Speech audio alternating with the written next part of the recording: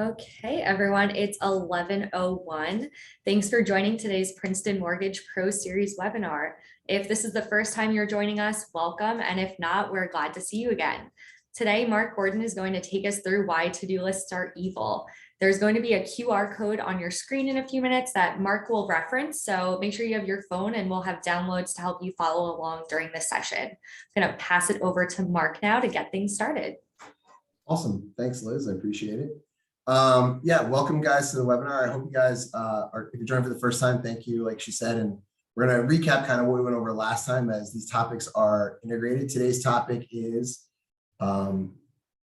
achieving your dreams. To-do lists are evil. And before we get started, I want to say that having a to-do list can be better than not having any sort of organizational tool. But talk very specifically about the pitfalls of to-do lists and why we love them, and really share some theory behind that so that you understand where we're coming from. But mostly what I want everybody to walk away from today is with a couple of tools that you can start building on to help you become more direct in getting things done and accomplishing more in a shorter period of time. And this all flows through our Princeton selling system, and we spend a lot of time. It's hard to cram this stuff into 45 minutes, so we're going to keep it very high level today, but realize that we then spend weeks and weeks and weeks with people building out these skills and working through it once they take this stuff on. So we're going to cover the webinar one recap. We're going to talk about the Eisenhower matrix, why people love to-do lists, then the problems and pitfalls with to-do lists, and then two things that we do here that eliminate to-do lists for us,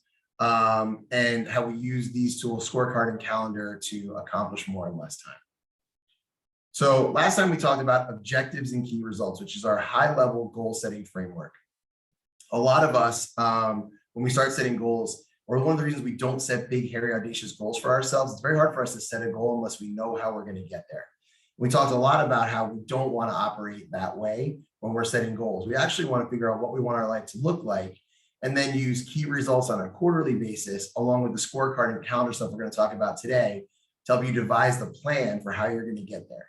But if you wait until you know how to accomplish something great to set the goal for it, you probably won't set those goals. You won't push yourself to do that.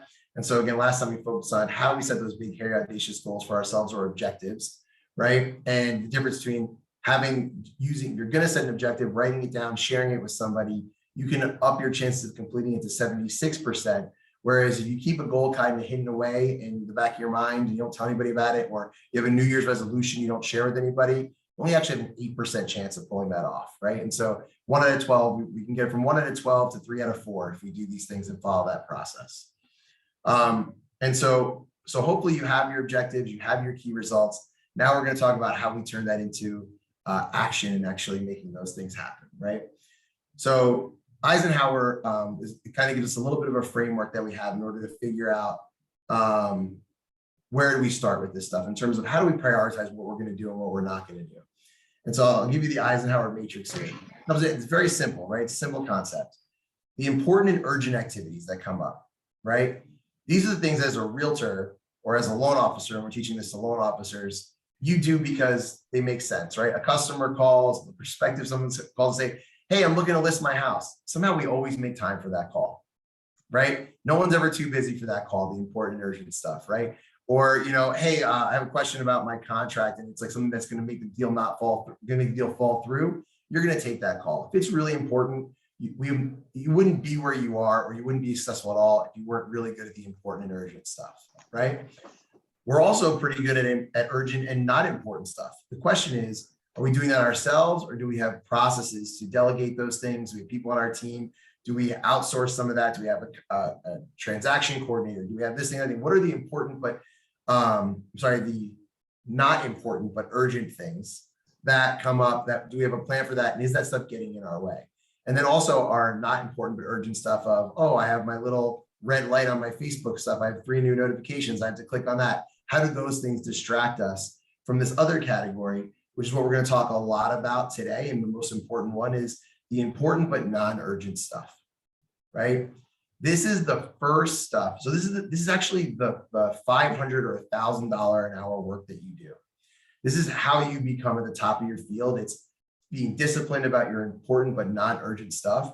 It's also the first thing we stop doing at the signs of stress, at the signs of change in our lives, when things come up. And we will actually not only allow this important but urgent stuff to take away from the non-urgent important stuff, but we'll also let all of this stuff down here, this noise, derail us from the important but not urgent stuff, even though everyone knows that we call this working on your business. This is working in your business. We all know that this is the most important piece, right?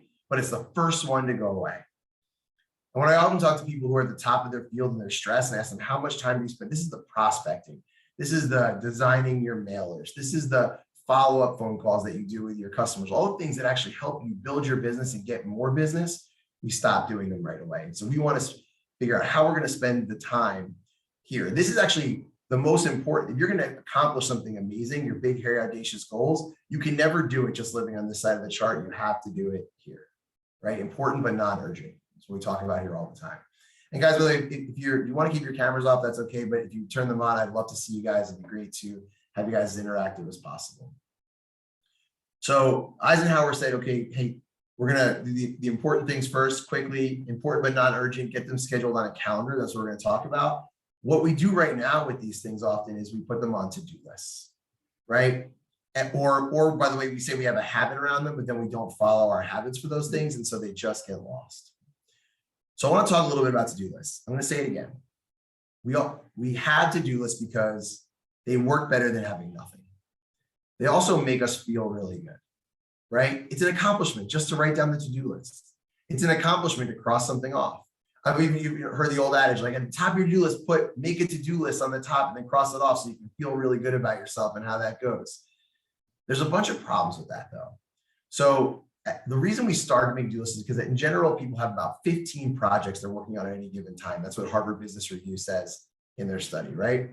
And it's overwhelming to keep that all in your head and juggle it, right? Like just to remember, and by the way, all of this stuff takes up space, right? And so when you have this to-do list in your head, even when it's on paper, right? But especially when it's in your head, it's like, don't forget to, don't forget to, don't forget to. And that actually takes up a whole lot of our mental energy, our aptitude to be able to, it takes away from our creative thinking, takes away from doing our best work because we have space in our brain that's being held by that. So by writing on the to-do list, there's a little bit of relief. It's like, it's on the list now, I won't forget. Right? That temporary relief of I won't forget, right?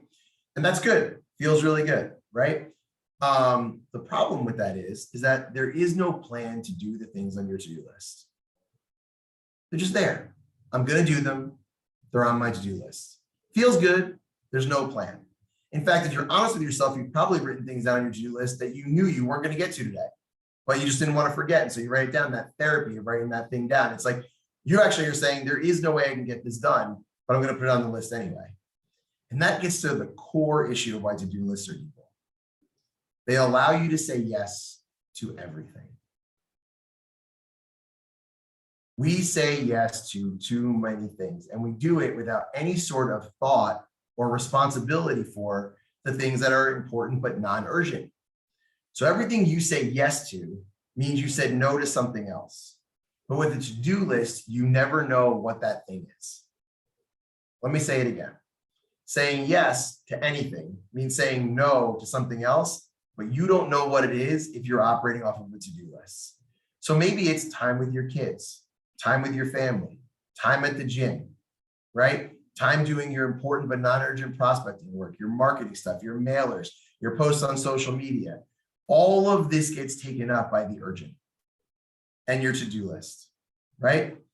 And so what we're doing is we do prioritize anyway, right? We go through our list and how do we prioritize the things on our to-do list? If we just put them on a to-do list, we do the things that we want to do first. Well, that's not the best way to prioritize, is it? To do it just because we want to do it first means it's easy or we like it or it's fast or it's going to feel good to cross it off the list. That's not the best way to prioritize. Often the things that are most important are things that we aren't excited about doing or are going to take a longer period of time or we need to be in a creative headspace for. And so by just throwing them on the list, actually what we're doing is saying, I know I need to do this. It's going to feel good to get it on the paper, but I'm giving myself a false sense of that dopamine rush, right? It's like you feel you accomplished something, but really all you did was just say yes to something else without saying no to something else. So then what ends up happening? We burn out. We start letting people down, right? Because we have so much stuff we said yes to, with yes, I'll do that thing. Yes, I'll go to that thing. Yes, I'll go to that place. Yes, I'll get that thing done. And by the way, you know what happens? getting your oil changed ends up being on your to-do list every day for 5 weeks until your engine seizes. This is actually happening to people that I know, right? Because getting your oil changed is never the most urgent thing until it is. And so we end up having these things that sneak up on us that would be relatively small problems. If we put them on a calendar to do them, we'll talk about the skill set beyond that. We could let go of those things and really let go and open that creative space in our brains. And putting them on the to-do list, by the way, it does create a little creative space, because now you're not saying I have to remember to do it, but now you still have all that space being taken up by the when am I going to do it? How am I going to do it? Or that guilt of knowing you're actually not going to do it sucks up that creative energy and you can't do your best work. So one of the things I really want to talk to you guys about too is, what is the $500 an hour work that you do in your business, and what is the $15 an hour work that you do in your business? And how often are you prioritizing $15 an hour work at the expense of $500 an hour work? How can we say no to that $15 an hour work? How can we plan for our business, right? And so again, the reason why we started last week with objectives and key results as we went through this is because you have to know what your why is and where you're going in a bigger sense first before you can start prioritizing. But here's the deal. If I know my job is to get Princeton Mortgage to 50,000 loans a year by 2028, I can't afford any time where I'm doing $15 an hour work, because I have to be doing the $500 an hour work of going out and recruiting more loan officers and making sure they have what they need and making sure that they're happy. And for you guys in your business, you have to have that overarching step too. So the to-do list feels really good. And it's better than doing nothing, right? There's a great book called The Guide to Getting Things Done. And it firmly believes in to-do lists, but they have to-do lists that are like super complicated with ranking systems and moving things around and prioritizing and all this other stuff. And that's fine. That's certainly better than just having a regular to-do list. But I think the way that we do this stuff is best. And so I'm going to walk you through that right now. The alternative to having a to-do list. So I kind of went all, I should have slipped through those slides. I get excited. I just keep ranting. But 41% of the items on a to-do list never get completed. Does that feel about right to you guys? 41%? Feels about right to me when I used to do to-do lists. It was like, man, and it's always the same stuff. And it's, by the way, sometimes it's the most important thing, right? But it's just not so urgent I have to do it. And so it just goes and goes and goes, right? And I'm sure all of you guys have things in your business right now that you know you should be doing that you're actually never getting to. That would make a huge difference for your business. And you know what the answer is? It's kind of because you're not excited about that work. You don't want to do it. And it's kind of because it's never urgent. And so you're just like, well, it's fine. I'll get to it later, without any sort of plan to actually do it. And then we result in no behavior changes, right? This is one of my favorite quotes, changed my life. Warren Buffett. The difference between successful people and really successful people is that really successful people say no to almost everything, right? So the first thing to be successful is you have to be able to be the kind of person who gets a lot of opportunities, or where the work comes and finds you and there's a lot to do. What we want to teach you guys to do is be really thoughtful about what you say no to, okay? So the first thing is, let's talk about your scorecard.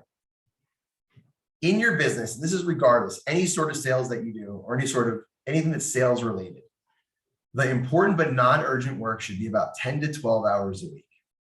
Less than that, it means you're not investing in your business enough. More than that, it means you're setting yourself up for failure or stress. Again, this is our time where we want to be in our most creative headspace, have the most amount of freedom. We want to do our best work here.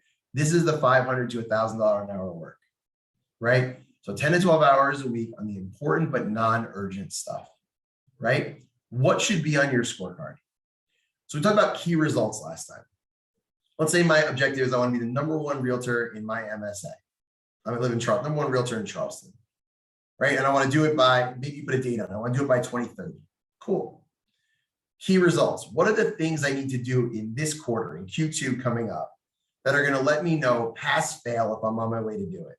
So maybe it's I need to do 20 transactions this quarter. I need to hire a new transaction coordinator for my team. And I need to make sure that I get 2,000 more followers on Instagram. Those are real key results, measurable, that when we wake up on June 30th are going to be pass fail.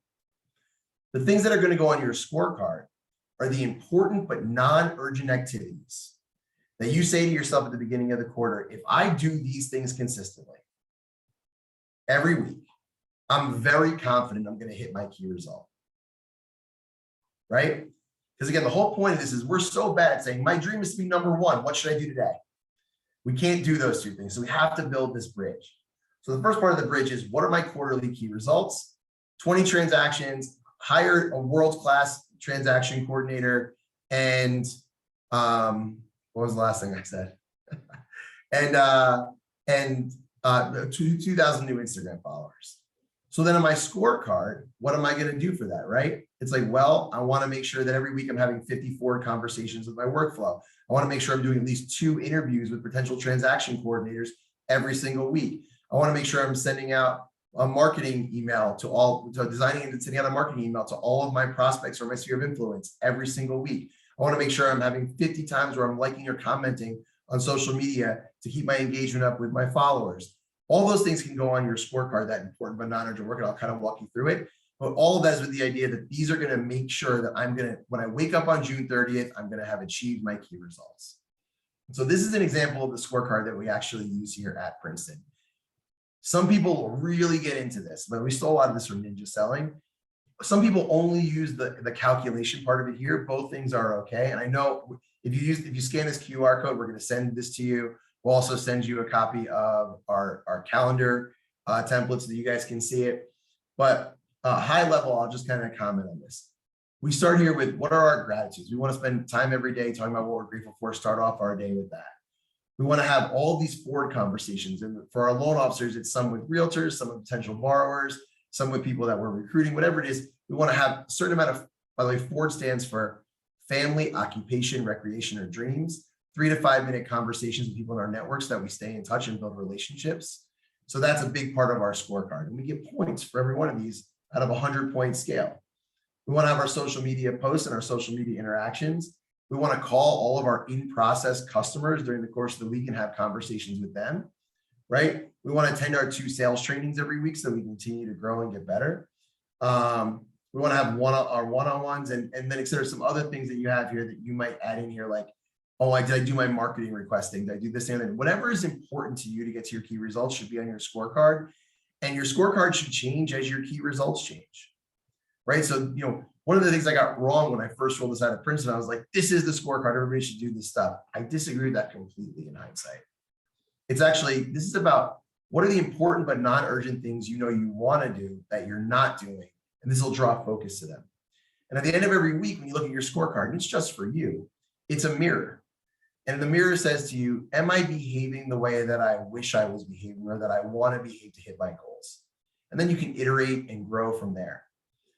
Additionally, if you're getting 100 on your scorecard every week, but it looks like you're going to miss your key results, either you don't have the right stuff on your scorecard or you're not executing on those activities. But these are the activities that are going to lead to the results. And we talked last time a lot about the difference between results and activities. Okay. So build this out. And by the way, I think it's really helpful to keep track in here of all the things you do and the people that you talk to. But if that's too much for you, I understand. Some of the best realtors I've ever worked with, having a scorecard that they carry around with them at all times and are constantly updating. So they draw focus to the things that they think are most important, this important but non-urgent work. So here's the other part of the Eisenhower advice, the important but non-urgent stuff. We're going to schedule it. We're going to schedule it. So I'm gonna hop into this in a second, but these are some tips. Before I do that, I'm actually gonna pull up my actual calendar for next week. Can you guys see that, or did it not share to that? Do I have to do a new share? Okay, I'm gonna stop sharing there for 1 second. And we're gonna do a new share. So this is my actual calendar, and I think it's gonna be really helpful. It lets me share it. There we go. To see this. This is my calendar for next week. Can you guys see it now? Awesome. So as you'll see here, everything in my life is in here. And this is public, by the way, to most of the people I work with on a day-to-day basis. This is my, I know always what I'm saying no to tool. Everything I do goes into here. Now, I'll say this, so the things I can get done in less than 5 minutes, I keep in my email, and I have time in here where I go in and do those things. Anything that I need to do or want to do that's going to take more than 5 minutes goes into the calendar. If it doesn't fit in the calendar, awesome. That means I know now that I need to say no to something. Okay. So we get really intentional about our time. So what goes in the calendar first? The things that go in the calendar first are the things that I'm not willing to give up no matter what. Number 1, date night with my wife. Thursday nights. It's in there first. Then as you'll see here, she actually went ahead and booked a reservation and sent me a calendar for that. I don't know if you guys have ever seen Anchorman, but Ron Burgundy will say anything that's on the teleprompter. Mark Gordon will do whatever's in his calendar. So if my wife wants me to do something, she puts in the calendar and then it's as good as done, right? And I live by this, right? So then I have other things in here. I have dinner. Oh, Kate's on the call. I have dinner at Kate's next Tuesday. I didn't even see it. It's on there, right? And so you'll see here that I can book up that all this white space is extra time or time for whatever's urgent that comes up, right? But all of the stuff that's really important to me. So this is my important but non-urgent prospecting, right? This is my 10 to 12 hours a week. It's blocked out here. Now, what you'll notice is even places like this or this that I have an hour and a half blocked off, I don't have 1 hour and a half block. I have 3 30-minute blocks. Why? Well, here I got asked to do a podcast, right? And he's like, this is the only time I can do it. I'd like you to come on my podcast. Well, I wanted to prioritize that. But now I would have to move my entire hour and a half block. I don't want to do that. So now all I'm going to do is make sure I still do the same amount of prospecting time. Because remember, that's the $500 an hour work. I got to prioritize that. So I'm going to move that over here. Hopefully, it's going to let me move it. It won't let me move it, but normally I just drag and drop and move that over. For some reason, I'm having technical difficulty. And now I can do this and I move this somewhere else, right? Other thing that happens, right? Let's say I'm cruising through this 90-minute time period. And this is what loan officers sometimes, you don't understand. I can't time block. My clients call me, they need me. Maybe some of the successful loan officers and realtors I know have voicemails that say, today is, March 2nd. I'll be returning phone calls today between 1 and 2 and 4 and 5. If it's an emergency, call this person. But if you're attached to being urgent and that's part of how you grow your business, great. So if I'm halfway through this time period here and I get in here and I have something that's urgent that comes up, here's what happens to most salespeople. I go do that urgent thing and then I go back and I go, well, the time period's already screwed and just skip it and move on, right? What I actually want to be able to do is say, okay, fine, I blew it in this time block. Now I'm moving to a new time block. I'm going to get back into my prospecting, or I'm going to take this and I'm going to move this one somewhere else, right? And so this allows me to be super intentional, right? First is my family time. If you see here, I got time with my kids in the morning, my workout time, I play tennis, time to get ready for work or I'm in the shower. This is the time I wake up every single day. Yes, I'm an early riser, right? And so, but I know what I'm saying no to when something else comes up. So this is a profit share follow-up conversation that I got scheduled today. Katie just sent me this calendar, right? I looked at it and I was like, I got to say yes to this. This is a really important conversation. Now I know I got to move these 2 blocks somewhere else, right? Where am I going to move it to? But essentially, I never want to give up my $500 to $1,000 an hour work. This is the time I'm going to spend finding the future people that work at Princeton Mortgage that are going to make a difference for us on our journey to 50,000 loans a year. I cannot give that up. As soon as no one else is going to be able to do that the way that I can do it, right? Everything else on here could be done by someone else. Also, you'll see my one-on-ones on here are super prioritized and I have breaks built in between, right? Because I want to make sure that I need my creative headspace for those conversations. So I need to leverage that half hour I spend with Dave so that Dave can spend the other 39 and a half hours in his week executing at a really high level. I want to maximize my creative energy during that time period. Lastly, you'll see I have time built in every day to respond to emails and do those urgent or non-urgent 5-minute tasks. I have that built in. But as you'll see here, twice this week, I got bumped.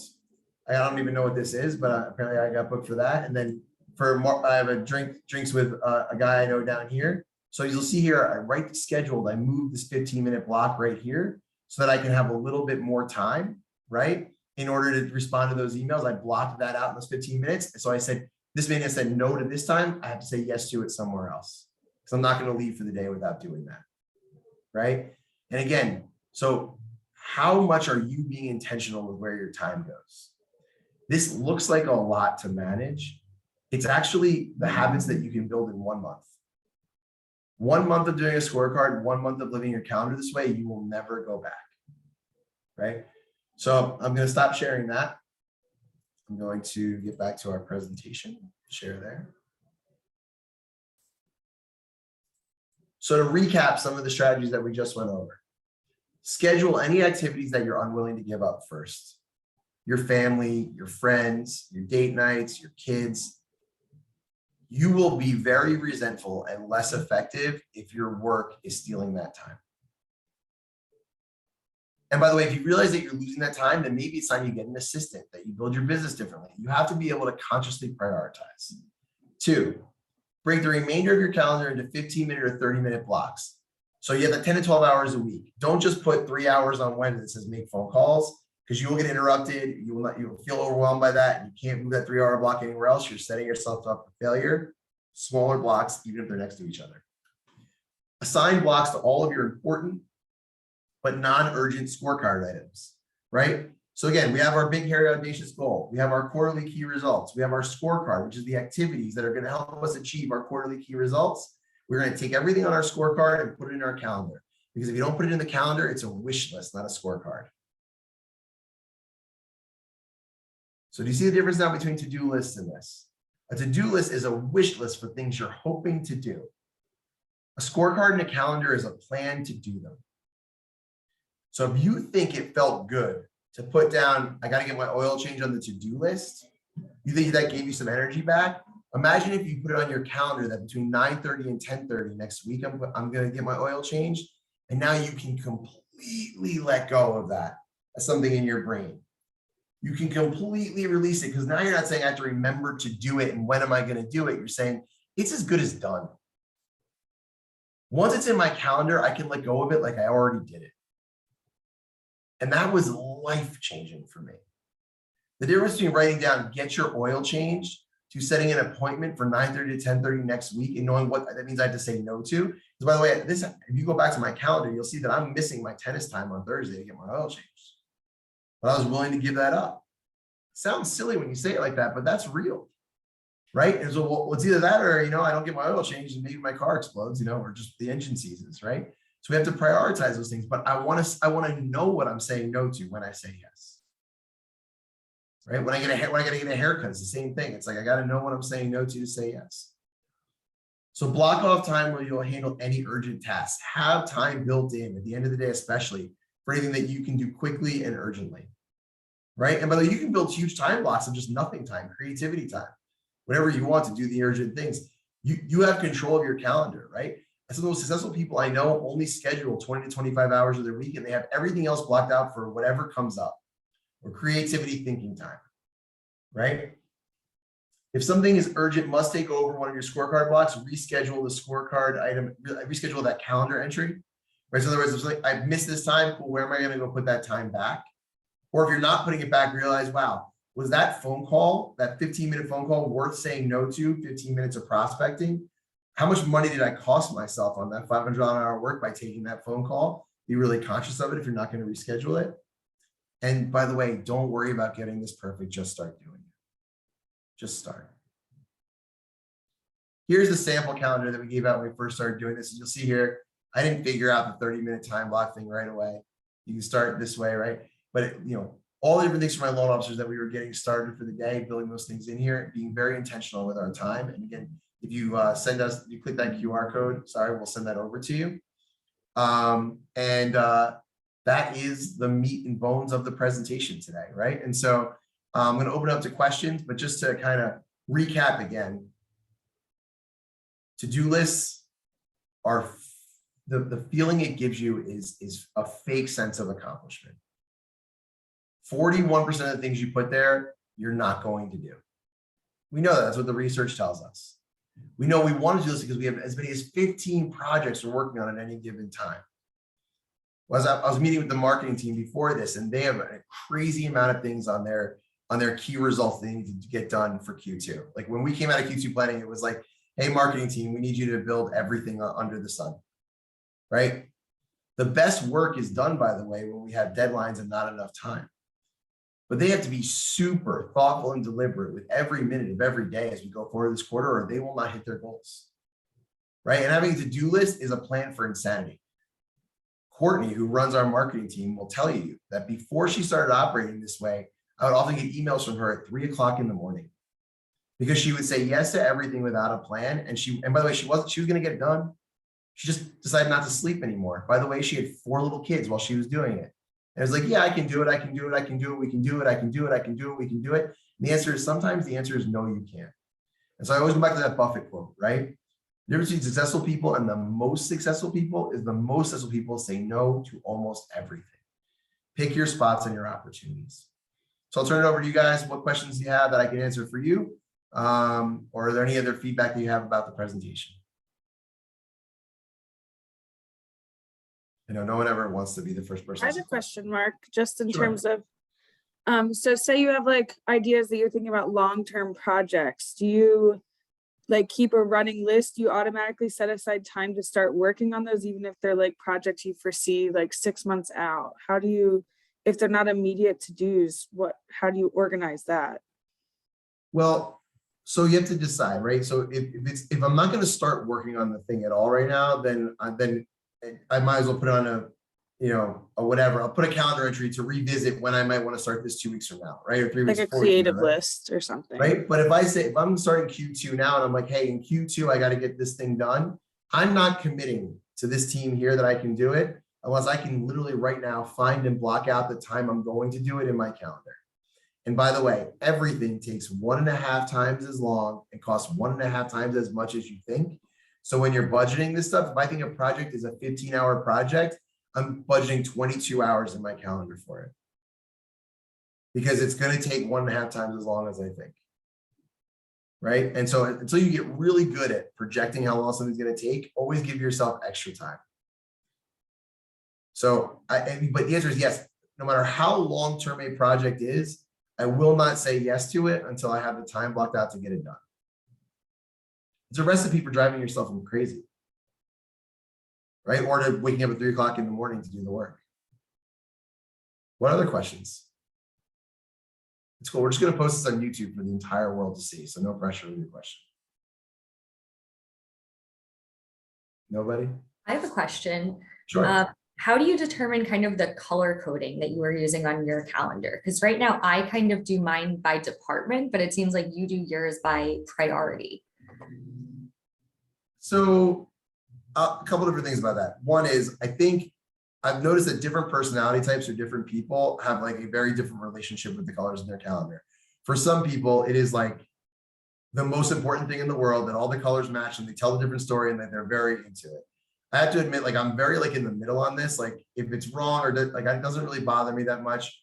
But really what it is for me is when I take a very high level look at my day, it tells me what kind of a meeting I'm going to be doing, right? So my orange is my one-on-ones with people, right? So when I see that, I know I'm going to be in that headspace. When I see that bright pink color, it's like, cool, I'm going to bring my energy for my important but non-urgent prospecting calls. Like I'm on, it's my fire, right?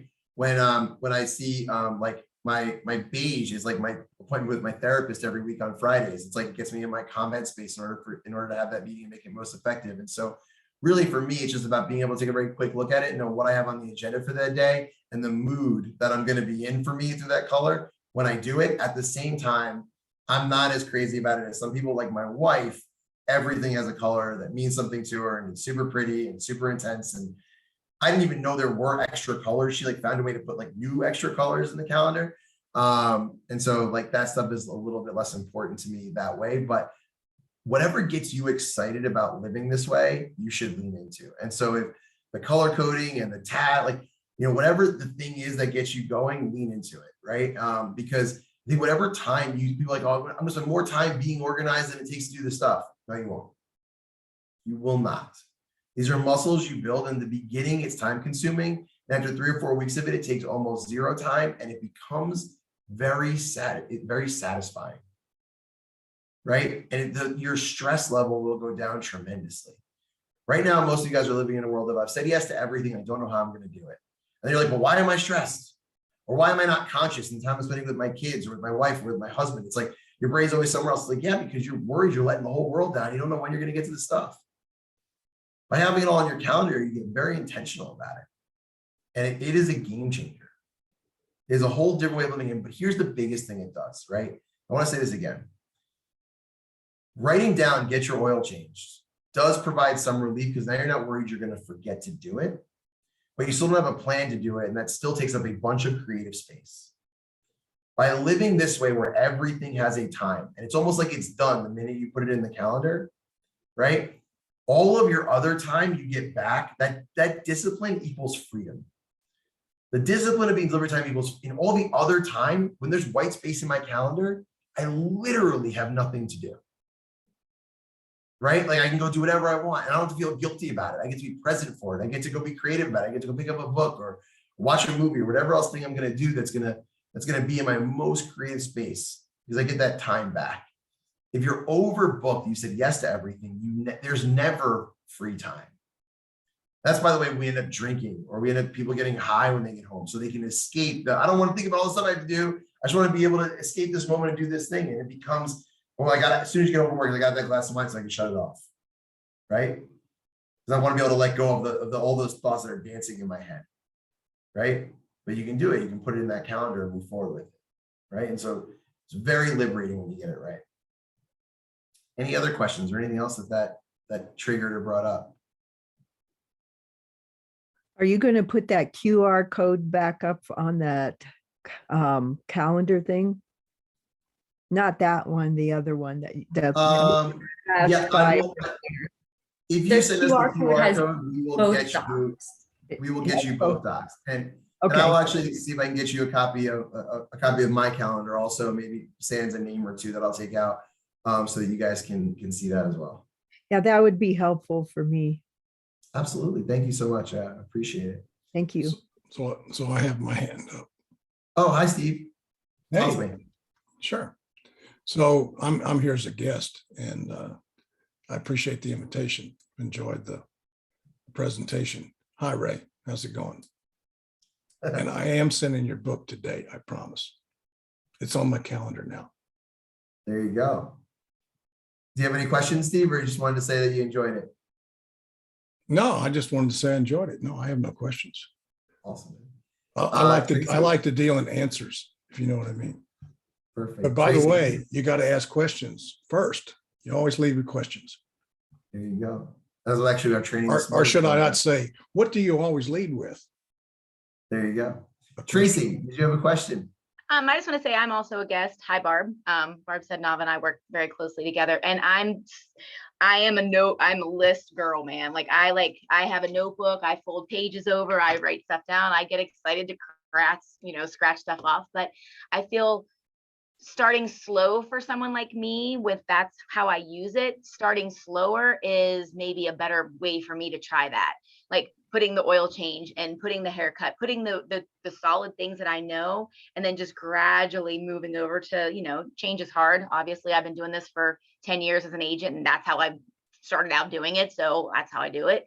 But I love just I'm all about color codes and all that kind of stuff. But I feel like for someone like me, being a list maker, starting slow is probably the best way for me to try to transfer over to that part of it. I love all of that. It's overwhelming to me. Like, oh my God, how do I get it to start? So here's how I would start. First thing first. I have 3 computer monitors. I have my computer and 2 monitors. One of them is always my calendar.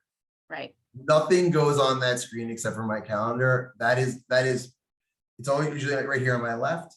That's my calendar. Nothing else goes there. My calendar is always up. So start there. 2, schedule in the personal things that you're not willing to give up. Start there. And by the way, make them recurring. Like, I don't build that every week. 90% of the stuff you just saw on that calendar is just recurring every single week. Right. I build it once, I build it out forever, right? Right. And I can change it. If it's not forever, I'll change it later, right? But so I build that calendar. Most of it is built before we start, right? And so if you can build out the important but non-urgent things that you do. So in other words, your prospecting time, your follow-up calls, your sphere of influence calls, put time in there for that. Put Right. time in there for your personal stuff and make that recurring. And just say like, okay, I'm not willing to give that stuff up anymore. And then have that on a monitor. And then start beating yourself up when you don't do the stuff in your calendar. I also play Right. tennis, and I certainly would not give up tennis for an oil change, but good luck with that. I play almost every day. I have to do it. Yeah. But I appreciate So, that. but thank you. It's a lot of great information. No, are you in Pittsburgh? Greensburg, but yeah, close to Pittsburgh. Cool. Next time I'm there, we'll play. We'll do it. I'll beat you. I bet. Any other questions from the group?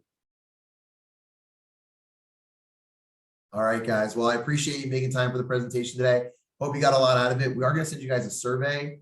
Beat me up. Tell me what we can do better. We want to create as much value as possible for these. Tell us what you liked, what you didn't like. I really appreciate it. But thank you guys so much for coming. And we do have another one of these coming up, Liz, in 2 weeks. 2 weeks. Awesome. So we'll get you. Also, there'll be a link. You can share this with somebody else on the recorded version. But we look forward to seeing you then. Thanks so much, everybody.